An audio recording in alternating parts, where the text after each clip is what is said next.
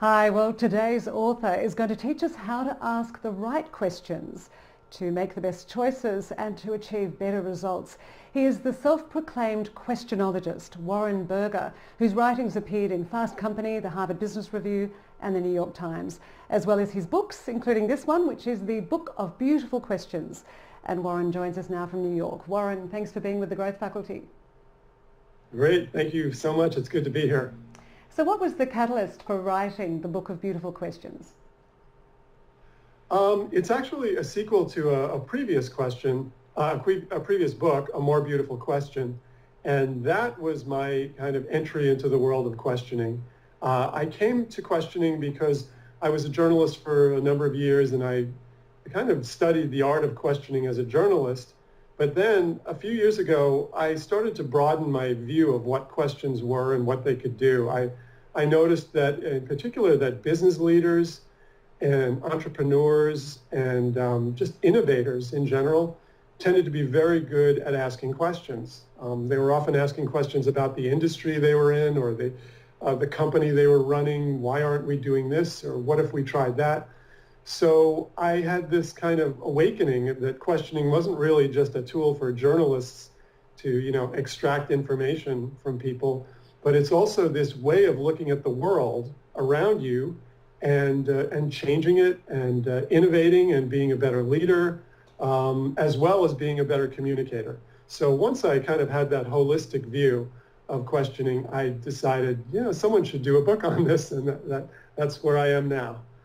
And so you say that they are good leaders, etc., are good questioners, and yet you do say in the book that they could be better at it. And I'm just wondering how a leader might self-diagnose if they are good or not so good at asking questions. I think one of the things you can do is ask the people around you whether I ask enough questions. But you can also kind of study your own behavior on a day-to-day basis and ask yourself, am I getting out there into the company and to the people around me, and am I circulating? Am I doing what I refer to in the book as ambulatory inquiry, just walking around asking questions? Some of the best leaders do that. And when they do that, a number of good things happen. They learn a lot. They learn about what's going on in the organization that they would never know about from inside their office. And the other thing they do is they energize the people around them, because when you ask people questions, particularly if you ask good questions and honest questions and questions that are rooted in curiosity, when you ask people those kinds of questions, they feel really good about it. They feel like you're showing interest and that you want to learn from them. So a leader can really benefit by kind of getting out there and asking questions. And at the same time, a leader can benefit by stepping back, if you will, withdrawing a little bit into their own world so that they can ask themselves questions, so that they can reflect on the questions that really only they can answer about why they want to be leading and where they're going and what their ultimate, mission and goal is. I think leaders need to ask themselves those questions, because what happens a lot of times is people get into a leadership role almost by, sheer momentum, and they don't stop because they're so busy. They don't stop to ask those questions about, okay, what am I really aiming for here? What's my strategy? How am I doing it? What's the long-term plan? Those kinds of questions. When you were talking about leaders walking around and stopping and talking to their employees, I know that in the book you do say that there are some questions that are seen by employees to be criticising them. Can you give us an indication of how a leader might make the mistake of trying to show interest, but in fact it comes across as criticism? Yeah, it's an interesting thing about questioning. It can be seen as challenging or confrontational. If you think about it, a question is challenging. It is a challenge to try to find out something. Oftentimes when we question, we're challenging the conventional wisdom or the status quo, or we're questioning people's rationale for doing things. So there is an element of questioning that can have a little bit of a confrontational edge. The way you avoid having that become a problem is simply by softening the tone of your questions a little bit. So an example might be, let's say a leader is walking around the organization and sees somebody doing something and walks up to them and says, "Why are you doing that?" Or "Why are you doing it that way?" It seems like there's nothing wrong with that question, but the problem is the way it's asked could be seen as almost a criticism, like you're saying, you're sort of yelling at that person almost and demanding them to explain themselves. You can get around that very easily by just softening the tone and saying, "I'm curious, what led you to take this approach?" Or what's the rationale behind this thing you're doing, the way you're doing this task? I'm very interested in learning about why you came to do it that way. So I think it's okay to ask people why, but just try to soften the tone a little bit. Just let them know that you're asking out of curiosity. So you can start with a simple phrase like, "I'm curious about," or "I was wondering about." And just, sometimes you can soften why by saying, "What led to your doing that?" instead of asking, "Why did you do that?" It's just a little bit of a softening technique. So the book is broken up into explanatory chapters, and then you do give us little breakout boxes which have lists of questions that you suggest people could ask. And one of the ones that I just love is how to release your inner Steve Jobs. Can you remember some of the questions that were in your breakout box for how to release your inner Steve Jobs? Because I think all of us might like to try that sometime. Yeah, I think, some of the things that you're doing when you're trying to release your inner Steve Jobs or your inner innovator is to simply look at things from a different angle. So you could ask questions like, how would I see this if I were seeing it for the first time? Let's say it's something in your industry a practice or something within your company. You have a certain way of doing things. You've been doing it for 10 years. Well, you want to every now and then step back and ask, if I were looking at this as an outsider, what would I think of this practice? Or what would I think of what's going on in our industry right now? That was one of the big things that Steve Jobs was very keen on, was beginner's mind, trying to look at familiar things as if you're seeing them for the first time. So you can use questioning to do that. How would an outsider see it? How would a child see this? How would someone from another industry see this? Sometimes people even try little tricks like, how would a comedian look at this situation? How might he view it or she view it? So you're trying to get different perspectives on a familiar situation. And one of the chapters deals totally with decision making better decisions. And I wonder if there's anything that jumps out for you that you could suggest that we take when we are asking questions.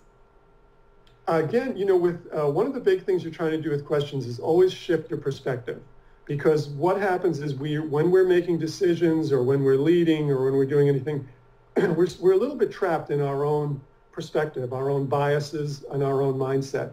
So whenever you're making decisions, you always want to try to ask yourself, I'm inclined to maybe do A or B, but what would be the opposite approach? What would be an unexpected approach to this? So you can use questioning to force yourself out of the box of the way you would usually think. You can even use questioning to challenge your own biases. You can ask yourself, what am I automatically inclined to think about this particular issue? We usually have a gut reaction to certain issues or decisions. What am I inclined to think, and why do I think that way? By simply forcing yourself to question your own gut instincts, you open up more thinking and more rational thinking. In the end, you might go with your gut instinct. Your gut instinct might be right, but the idea is you don't want to do it just blindly, and that's what questioning can do. It can help you slow down and do more slow thinking and check your biases and check your kind of gut reactions. I know that you say that critical thinking skills are going to be a great skill for the future, and you prefer the term ninja skills. So that's kind of interesting, isn't it? Ninja thinking skills.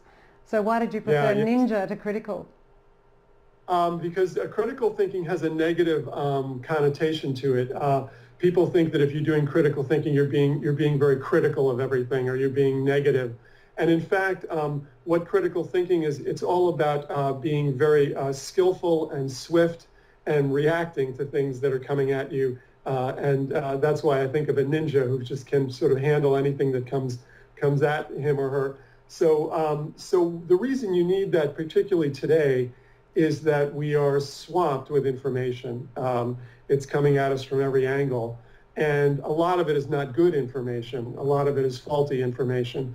So a critical thinker has to be almost able to block and parry with ninja skills all of these things that are coming at you and say, okay, what's the evidence behind this? Does it really make sense? Is it relevant to me? What might someone else think about this? What's the opposite way of looking at this information? So we need to do all those things because, again, if we don't, you know, our big enemy all the time with decision making is our own biases. And if we're not using critical thinking, then we're going to succumb to our biases and our emotions. And then when someone makes an appeal to us or gives us information that we want to believe but isn't necessarily true, we're going to just swallow it and we're going to be, you know, fall prey to it. So that's why with critical thinking, you're always trying to ask yourself questions about the information that's coming at you, just to say, you know, how do I know this is true? What's the source? What's the evidence behind it? Does it really make sense? Is it logical? And what's the opposite of this view that I should think about? So Warren would like us, Warren, I beg your pardon, Matthew would like us to ask you, Warren, what your best job interview questions are. Well, I think it's great to ask questions when you're the interviewee as well as the interviewer. You know, there's a lot of great questions an interviewer could ask, and they really, you know, they've got that down to a science now. But I think a lot of them, you know, they're really good questions about where do you see yourself a certain amount of time down the road. You know, a really great interview question is having to do with how have you dealt with setbacks, how have you dealt with obstacles or failures. That's stuff you definitely want to ask on an interview. Most interviewers kind of know that already, but what's interesting is interviewees, people going on interviews, rarely ask questions, except they might ask a real practical question like, well, how much vacation time do you offer, or something like that. And I believe that when you're on a job interview, you should ask questions about the industry and the company. You know, you should do a little homework and say, you know, I've noticed that in this industry, you know, a lot of companies have started to move in this direction. What do you think is driving that? Or why do you think the industry has gone so strong in that direction? And where does your company fit with that trend? If you ask that kind of a question on a job interview, it's very impressive because it shows you've thought about the industry, the company. It shows you've started to use your imagination to think about potential issues and problems in that industry and how you might address them. So it's a really, really powerful tool that people often don't use. And one of the suggested boxes that you have of questions deals with ideas like things like, should I take that job offer, or should I make this change in my career? Have you got any questions that we should be asking ourselves around things like taking a job offer or changing our careers, etc.? The biggest thing is to be very future-minded. We tend to be one of our biases that we have to fight against is short-term bias, just thinking about the immediate things like the salary right now, or something that appeals to us right now in terms of that job. But I think what you need to be asking yourself when you are thinking about making a move is, can I rise up within this company? Does this organization, how does a person like me fit in with an organization like this? Can I see examples of other people in that organization who have risen up and done well, who are kind of like me? And then also think about just you need to ask yourself questions about the work itself and how do I see myself doing this work over the long haul? Is this the kind of work that I can really grow into, that it will be interesting to me in the long haul?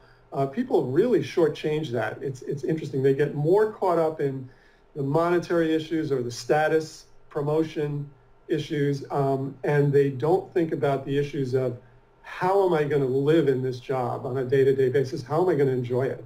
And I think those are the questions you need to ask. Now, Warren, we're bringing out one of the world's best sales trainers, Jack Daly, and he's a great fan of questions. In fact, he says that the shortest sales course ever that you should take is ask questions and listen. So can you tell us about the role that good questions play in sales, and whether or not you have any favourite ones that you can get someone to open up and start to think about your product or service? My own questions in sales? Or what I think about yes, exactly. So something around what a good salesperson could ask to start opening up conversations with a new prospect, say. I think a good salesperson is always trying to ask and get at what are the challenges that a person is having that they're trying to sell to. And ultimately what you want to do, and what questioning can allow you to do, is offer solutions instead of selling a product. You ideally want to get to the point where you're, rather than, if you think of it, it's almost like rather than being across the table from someone trying to sell them something, you want to be able to come around to their side of the table and be working beside them on a problem and asking the question, how might we together solve this issue you have or this problem you have? Now, hopefully, the product that you are selling is part of that solution. But a really great salesperson may try to solve a problem even if it doesn't necessarily result in the sale of that product, because they know they're building a relationship. If they can enter into this kind of a partnership with a client or with a customer, it's going to pay dividends in the long run, even if it doesn't make the sale today. So I think that's what questioning can really help you to collaborate. You know, I have a term I use, collaborative inquiry, which is all about what happens when people ask questions together, when they come together and say, how can we together tackle this issue? How might we solve this problem that is, involving both of us? And I think when salespeople can get to the point where they're working on how might we questions with a customer or client, they're in a great position then. I'm just wondering, if I could put you on the spot for a moment, if you were going to make a sales call, say an outbound call, to a potential client, how much of that call or a face-to-face would you suggest is devoted to questions and not to you talking? And I'm thinking about a section in your book where you have the WAIT acronym, why am I talking, W-A-I-T, why am I talking? Can you give us an indication of what percentage of any face-to-face interaction or phone call interaction with a client might be devoted to questions? I think it's got to be, 80, 90%. I mean, it's a very, very high percentage, because I think really what you're doing is you're just trying to learn from that person and then collaborate with them and work with them on a solution. So the less that you're talking about how great your product is, the better. I mean, you do have to explain to them what you're offering, but I think that should come naturally as part of the conversation. And I think that can come in follow-up to lots of questions. The questions can draw out the needs and the challenges and the concerns of that customer or client. And then as those challenges and concerns come to the surface, then you can match up what you've got to offer, the solutions you've got to offer. But I think even those, when you're offering the solutions, you can even do that as a question. It's kind of powerful to say, instead of saying, I think you should do this, to say, what do you think of this possibility? We are offering this new capability right now. What do you think of that in terms of how that might fit with your challenge or your issue? So by framing it as a question instead of a pitch, you kind of put the ball in their court to say, yeah, that's interesting. That might have some potential for us. Let's talk about that some more. So I think it's powerful all the way through, and it's powerful right up to the end of the call, when you can use questions at the end of the call as a confirmation tool. Just to confirm. I just want to be clear on what we've talked about today. We agreed that you're looking for 3% growth this year. Is that right? So you're using questions to sort of close the meeting, as well as opening it and leading all the way through it. And you were saying earlier that leaders really have to have some deep reflective time to understand their mission and their values. You yourself have worked on your own mission and you're interested in getting more questions to be asked in classrooms. Can you give us a bit of an indication what you're doing there?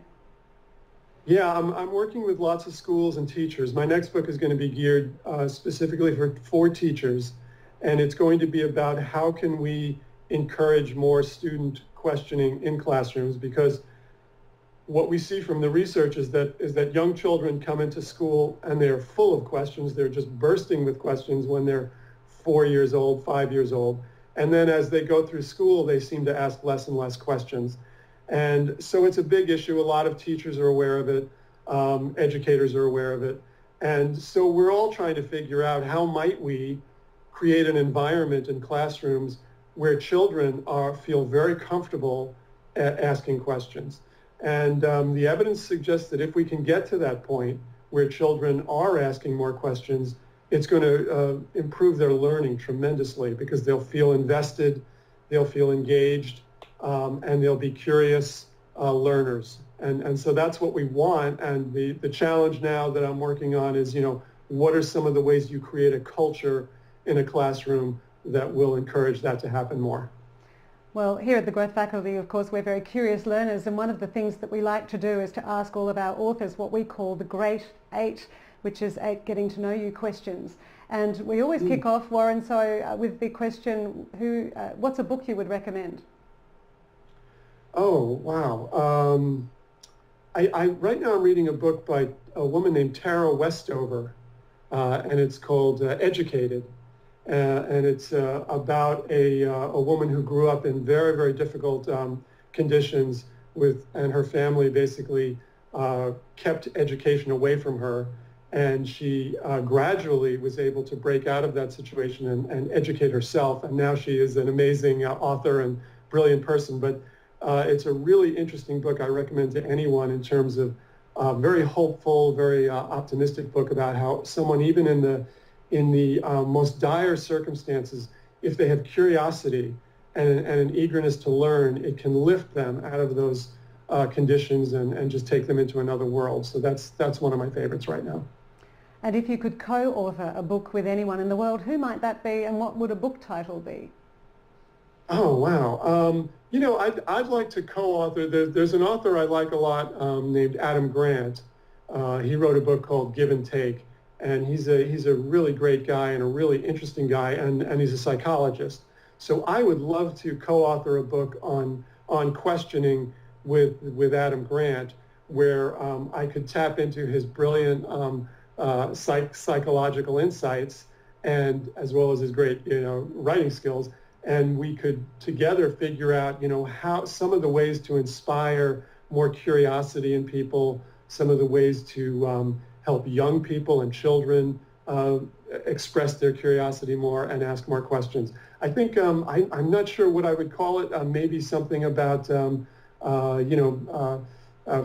curiosity. Something about curiosity, or a curious book. Maybe I'd call it that, a curious book. Wonderful. And what's a great piece of advice you could share?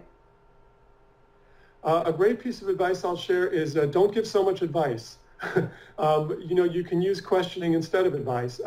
One of the things you can do we all tend to give too much advice. We tend to tell people what to do all the time. So what I recommend is when you're with a loved one or a friend or a colleague and you find they're having a problem, try to help them think about it in a fresh way by asking them questions. And you can ask questions like, what have you tried so far to deal with this problem? And try to draw ideas out of them. Well, I've tried this, I've thought about that, and then try to get them to focus on which one of those ideas, if you had to pick one idea to try to solve this problem, which one do you like the best?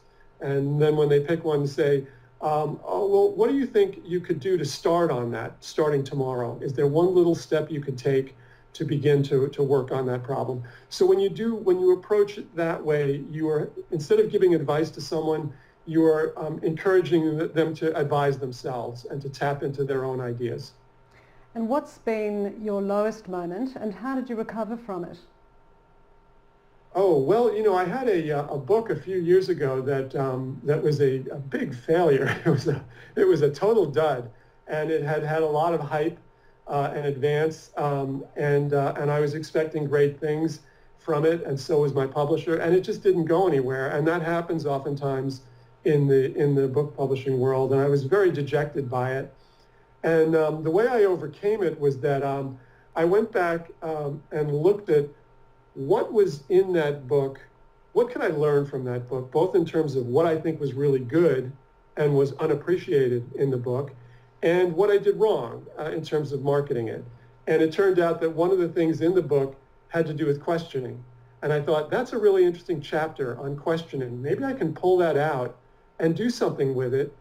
And then I learned in terms of marketing that, I had been a little lackadaisical in terms of when the book came out. I thought the publisher, because it was a big publisher, I thought they were going to do everything. So I learned, no, you have to do it yourself. You have to be a self-marketer. So that was, it ended up leading to a best-selling book on questioning.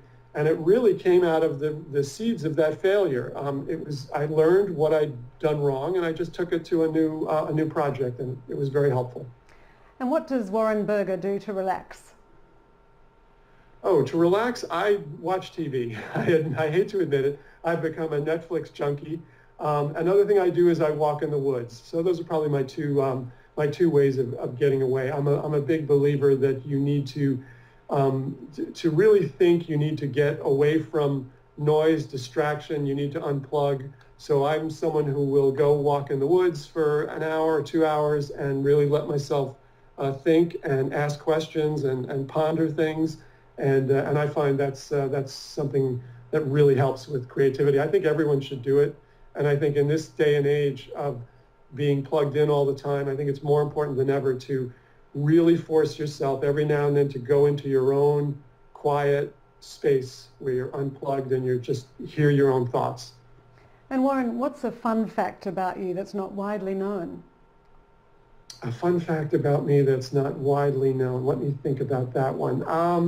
I would say a fun fact that's not widely known is that I was a small town reporter in Carrollton, Texas. People are always surprised by that because I'm a New Yorker and people don't think that I would have anything to do with something like that. But that was where I kind of made my bones as a journalist, was a small town reporter in a little town in Texas. And it was fun. It was a great experience, and it sort of helped me a lot. And what is the secret of success? Well, right now, I believe one of the secrets of success is keeping an open mind and asking a lot of questions. Because I think if you do that, you can deal with almost any challenge that comes your way. You can deal with change, you can deal with failure, you can deal with confrontation. There's all kinds of issues you can deal with by being a better questioner and by having an open mind and allowing yourself to keep learning. So I think that particularly in this world we're in today, where things are changing all the time and things are moving so rapidly, it's all about being a learner and an adapter. And you can't stand still. You have to be constantly improving your skills, learning, becoming better. And one of the ways you do that is by questioning and keeping an open mind so you can keep bringing in new information. And what is a prediction for 2025? For 2025, wow. Well, I think, in terms of what I'm interested in, I think we're going to see people that are better questioners than they've ever been, because I think we're starting to see, and I hope it continues, we're starting to see educators train children to be more inquisitive and help them to be more inquisitive. And so we're going to move a little bit away from the old system of education, which was about having kids memorize answers and be very conformist. And we're going to move into a new world where children are using their own imagination more and they're questioning more. So I think starting by around 2025, we're going to see more of these people coming into the world, and I think they're going to be innovating all over the place. And Warren, just before we go, actually, Ali has just asked, what do you think of Google? She says that Google might be behind why children don't question anymore. Have you got an opinion on that, just quickly? I do. I think Google is a mixed blessing. I think in some ways it trains us to think that there are easy answers out there and that any question you have can be answered in 10 seconds by just typing into Google. And I think that's bad because to be a questioner and to be a learner, you should realize that Google is not enough. It's just a first stop on the journey of learning. So I think, and what I try to stress to teachers and educators and parents is, try to convince your kids that Google is not the answer. But the positive side of Google is it's the first stop, oftentimes, on a journey. It can get you started. So if you have a question and you're curious about something and you don't know where to begin, you can begin on Google, and it can give you some ideas and thoughts of where you might go next, or who you might talk to, or how you might explore this further. So I think as long as we understand that Google is just the first stop, then I think it's useful and it's a great tool. And just where do people, if they want to get more, you've got your book, what about any other tools or tricks or tips that you can offer them that might help them ask better questions? Yeah, well, a couple of things. In my book, there's a tool you can use, which is there are question cards. You can go to my website, amorebeautifulquestion.com, and you can download these cards that are they have 5 or 6 questions each on them, and they're for use with different situations, like when you have to make a difficult decision, or let's say you have to have a conversation with someone who has a very different viewpoint than you. Situations like that, on each of these cards, there are 4 or 5 questions that will help you with some good questions to help you deal with that situation, make the most of it. So that's one tool. And just in general, I would recommend people go to the website, amorebeautifulquestion.com, and just bounce around there, because I have lots of stuff. You can take an inquiry quiz to see what kind of a questioner you are. You can, you can read all kinds of articles about questioning and inventions that started with a question and all kinds of stuff. I even have a list of songs that are all have questions in the title. And so if you can think of a song that has a question for a title, please let me know, because the list is growing. I've got about 100 songs on there now. And before you break into song, Warren, we're going to have to leave it there. But thank you so much. We really appreciate all the generous time you've given us today. Sure. Thank you very much. I enjoyed being here. Terrific. And I've been speaking with Warren Berger, who of course is the author of the book of Beautiful Questions. And thank you for your questions. I'm Christine Kinnemont. This is The Growth Faculty, and I do hope to see you next time.